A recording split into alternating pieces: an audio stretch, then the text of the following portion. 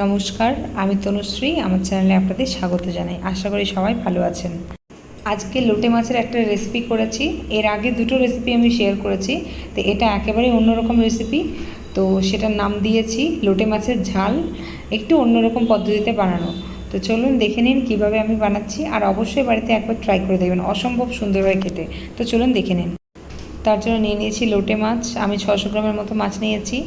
আর নিয়েছি একটা বেশ বড় সাইজের পেঁয়াজ কুচি নিয়েছি, দুটো টমেটো নিয়েছি, আর এখানে নিয়েছি আটা। আটার জায়গায় আপনারা ময়দা কিংবা বেসনও নিতে পারেন। আটার মধ্যে দিয়ে দিলাম কিছুটা নুন আর হলুদ গুঁড়ো। এবার এটা বেশ ভালোভাবে মিক্স করে নেব, ভালোভাবে মিশিয়ে নেব, যাতে নুন হলুদ সব ভালোভাবে মিশে যায়। এরপর যে মাছগুলো আমি ধুয়ে রেখেছি, ভালোভাবে পরিষ্কার করে রেখেছি, এই মাছগুলো আটার মধ্যে আটা মিশিয়ে নিয়ে এটা কড়াইয়ে বেশ খানিকটা তেল দিয়ে তার মধ্যে ভেজে নেব। অনেকটা তেল দিয়েছি, তেলটা গরম হয়ে গেছে। এরপর এগুলো সব দিয়ে ভেজে নেব। আর এটা যেহেতু খুবই নরম মাছ, তাই খুব হালকা হাতে এটাকে নাড়তে হবে, মানে উল্টাতে হবে, নইলে কিন্তু ঘেটে যাওয়ার সম্ভাবনা আছে। আর এই রান্নাটা অবশ্যই ননস্টিক প্যানেই করবেন, তাহলে ভালো হবে। এবার কড়াইতে তেল দিলাম, তেলের মধ্যে বেশ খানিকটা পেঁয়াজ আমি কেটে রেখেছিলাম, তো সেটা দিয়ে দিলাম। তেলটা এখানে একটু কম দিয়েছি, কারণ ভাজার সময় অনেকটা তেল আমার লেগেছে, তো তেলটা সেক্ষেত্রে অনেক বেশি খাওয়া হয়ে যাবে। এরপর দিয়ে দিলাম আদা বাটা, 1 চামচের থেকে একটু কম দিয়েছি আদা বাটা আর রসুন বাটা। এরপর একটু জল দিয়ে দিলাম, জল দিয়ে এটা বেশ একটুখানি কষিয়ে নেব। একটু জল না দিলে মশলা পুড়ে যাওয়ার সম্ভাবনা থাকে, তাই জন্য আমি একটু বেশ কিছুটা জল দিয়ে দিয়েছি। দিয়ে এবার মশলাটা কষিয়ে নেবো। দিয়ে দিলাম জিরে গুঁড়ো, দিলাম ধনে গুঁড়ো, আর দেবো হলুদ গুঁড়ো। ব্যাস, আর কোনো মশলা আমি এর মধ্যে দেবো না। এরপর এই মশলাটাকে বেশ ভালোভাবে কষিয়ে নিতে হবে, টাইম নিয়ে কষাতে থাকতে হবে যতক্ষণ না পর্যন্ত এর থেকে তেল ছাড়ছে। এরপর এর মধ্যে দিয়ে দেবো কেটে রাখা টমেটো।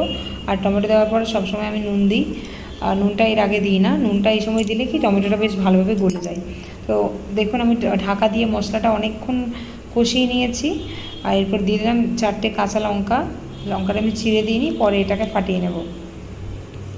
তো দেখুন, আমার মশলা কষানো প্রায় হয়ে গেছে, তেল ছেড়ে এসেছে। এইভাবে মশলাটা কিন্তু খুব ভালোভাবে কষিয়ে নিতে হবে, তাহলে রান্নার টেস্ট কিন্তু খুবই সুন্দর হবে, নইলে রান্নাটা খেতে খুব একটা ভালো হবে না। তো আমার কষানো হয়ে গেছে। এরপর আমি ঝোল দিয়ে দিলাম, জল দিয়ে দিলাম। ঝোলটা ফুটে উঠলে ভেজে রাখা মাছগুলো এর মধ্যে দিয়ে দিতে হবে এক একটা করে। আর বেশি নাড়া চলবে না, তাহলে কিন্তু ঘেটে যাবে, যেহেতু এই মাছটা খুবই নরম। তো অনেকক্ষণ ফুটে গেছে, আমি ঢাকনা দিয়ে 10 মিনিটের মতো ফুটিয়ে নিয়েছি। এরপর দিয়ে দিলাম ধনে পাতা কুচি, ধনে পাতা কুচি ছড়িয়ে এটা নামিয়ে নেব। আর ধনে পাতা কুচি অবশ্যই দিতে হবে, এটার জন্য এটার টেস্টটা অপূর্ব সুন্দর লাগে খেতে। অবশ্যই বাড়িতে বানিয়ে আমাকে কমেন্টে জানাবেন কেমন হয়েছে। এটা একদমই অন্যরকম রেসিপি।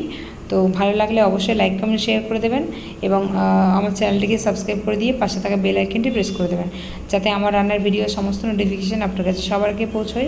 আবার দেখা হবে খুব শিগগিরই অন্য কোনো একটা রেসিপিতে। ততক্ষণ খুব ভালো থাকবেন, সুস্থ থাকবেন।